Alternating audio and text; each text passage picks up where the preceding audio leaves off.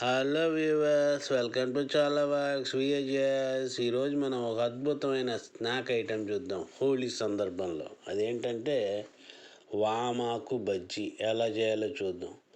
ముందుగా ఒక గిన్నె తీసుకుని అందులోకి ఒక పావు కేజీ శనగపిండి, ఒక 50 గ్రాముల బియ్యపిండి ఒక 50 గ్రాములు తీసుకుని ఒక బౌల్లో చక్కగా ఇలా వేసుకోండి. వేసుకుని ఏం చేస్తారంటే రుచికి సరిపడా ఉప్పు ఒక అర చెంచాడు వేస్తున్నాను నేను. అలాగే రుచికి సరిపడా కారం ఒక పావు చెంచాడు కారం వేస్తున్నా.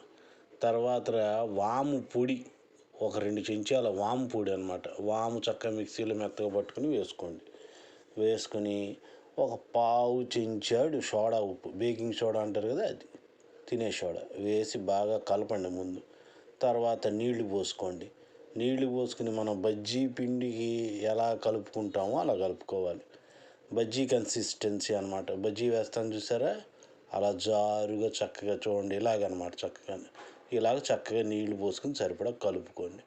ఇప్పుడు ఏం చేస్తారంటే పొయ్యి మీద మూకుడు పెట్టి బజ్జీలు వేయించడానికి సరిపడా నూనె పోయండి. నూనె పోసి బాగా నూనె కాగిన తర్వాత మనం ఈ వామాకులు సేకరించి శుభ్రంగా కడిగి తుడిచి ఆరబెట్టుకున్న వామాకులు చూసారా, ఒక్కొక్కటి చక్కగా అలా తీసుకుని 2 వైపులా పిండి అంటేటట్టుగా చూసి వేసేయటం ఒక్కొక్కటి చక్కగా.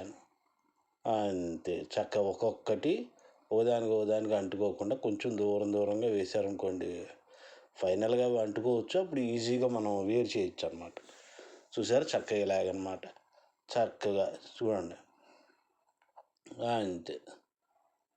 చక్కగా ఒక్కొక్కటి అలా వేరు చేసి చక్కగా అన్నీ చక్కగా ఎర్రగా కాలేంత వరకు చక్కగా జాగ్రత్తగా చేసుకోండి. మంట మీడియం ఫ్లేమ్లో పెట్టుకోండి. బజ్జీలన్నీ వేసిన తర్వాత అప్పుడు చక్కగా బాగా కాలుతాయి అన్నమాట. చూసారు, ఇలా ఎర్రగా చూడండి. ఇలా ఎర్రగా కాలిన తర్వాత చక్కగా చూసి ఇక కాలినాయి అనుకున్న తర్వాత చక్కగా సర్వింగ్ డిష్లో తీసేసుకోవటం. చూసారా, అద్భుతమైన వామాకు బజ్జీ. ఆరోగ్యానికి ఆరోగ్యం, రుచికి రుచి. చూసారా, అద్భుతంగా ఉంటుంది అన్నమాట స్నాక్స్.